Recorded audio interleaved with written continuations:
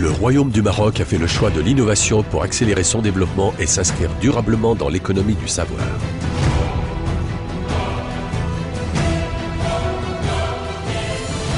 تجب المصارحة بأنه من مسؤولية الجميع الإقدام على اتخاذ قرارات شجاعة لتحقيق الملائمة بين التكوين العلمي والمهني والتقني وبين مستلزمات الاقتصاد العصري وتشجيع البحث العلمي والابتكار والانخراط في اقتصاد ومجتمع المعرفة والاتصال.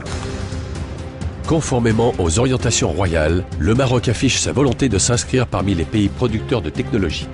Le premier sommet national de l'innovation, qui s'est tenu en juin 2009, constitue l'aboutissement de la réflexion menée dans le cadre de l'initiative Maroc Innovation. Cette rencontre a permis de définir les mesures concrètes pour favoriser l'éclosion d'un environnement d'innovation en phase avec les impératifs de la compétitivité et les besoins du marché. Le Maroc aujourd'hui est en train de se développer dans différents secteurs, que ce soit l'industrie, l'agriculture, les infrastructures, l'énergie et autres, mais qu'on était plutôt consommateur de technologies. Et donc que l'innovation était entre guillemets importée.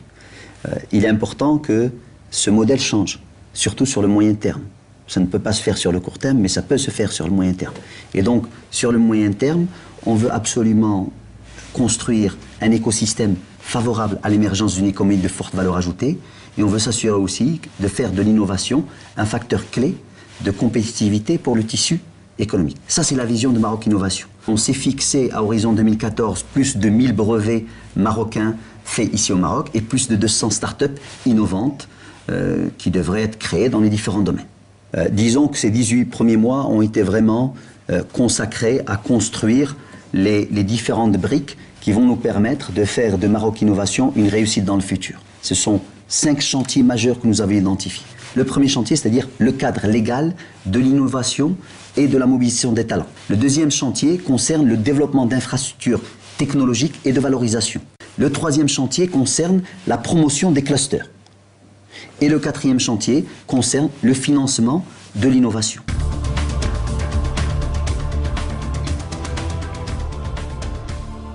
La prise de conscience que l'on a observée sur les dernières années de l'importance de l'innovation, non seulement pour améliorer la compétitivité de nos entreprises, mais également pour encadrer et stimuler tout ce qui se fait au sein de la communauté des chercheurs aujourd'hui, que ce soit au sein des universités ou au sein des entreprises. Il faut bien sûr un cadre réglementaire minimum qui définisse et qui protège déjà ce que sont les contributions des uns et des autres et les droits des uns et des autres, mais il faut aussi que ce cadre soit conçu d'emblée avec une vision d'évolution. L'avancée la plus importante, celle qui va intervenir à mon avis dans les années qui viennent, c'est la définition du statut du chercheur, qui aujourd'hui est en cours de discussion à la fois au sein de la communauté des enseignants-chercheurs de l'université, mais également de tous les acteurs de la recherche et développement, intégrer au statut de chercheur des profils venant d'horizons différents, mais qui fonctionnent avec une même logique.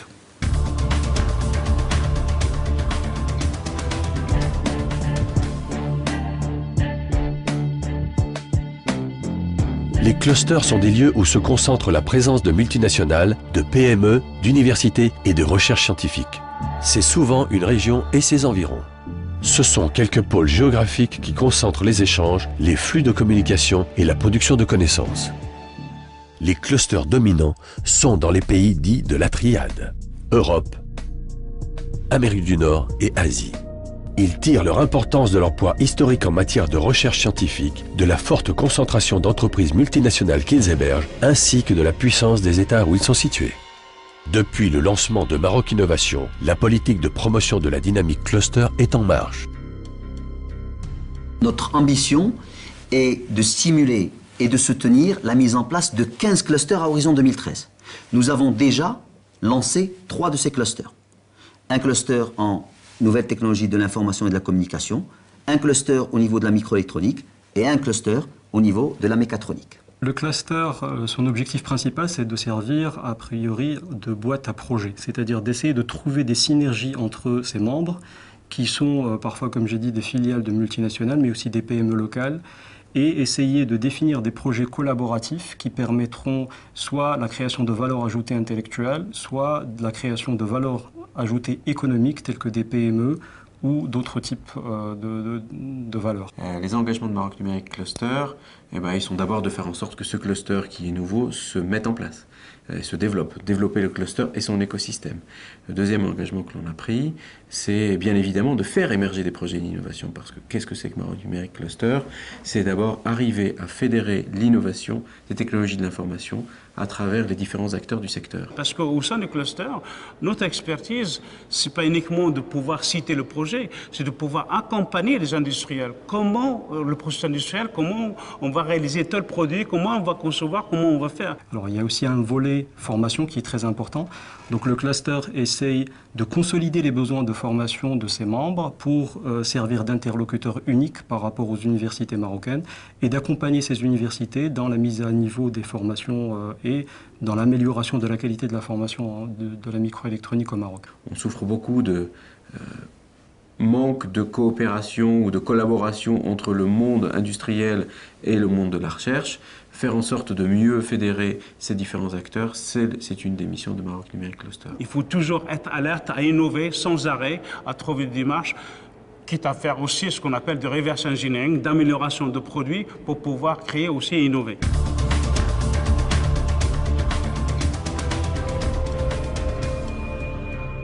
L'existence d'infrastructures technologiques de haut niveau représente un enjeu majeur pour l'innovation. Aujourd'hui, pour mieux comprendre les évolutions de l'espace économique mondial, il est important de présenter un facteur significatif qui est celui du nombre de publications dans les journaux spécialisés dans lesquels les chercheurs rendent compte de leurs travaux. Entre 1998 et 2008, les publications sur les nanotechnologies augmentent de 14% par an. On distingue trois grands pôles moteurs de cette très forte croissance globale. L'Asie avec 34% de l'ensemble de publications, l'Europe avec 33% et l'Amérique du Nord avec 23%. Au final, 203 clusters produisent 80% des publications scientifiques mondiales. Notre défi est de réaliser un bond significatif en matière de publications et de brevets pour positionner le Maroc sur la carte des pays producteurs des technologies et du savoir.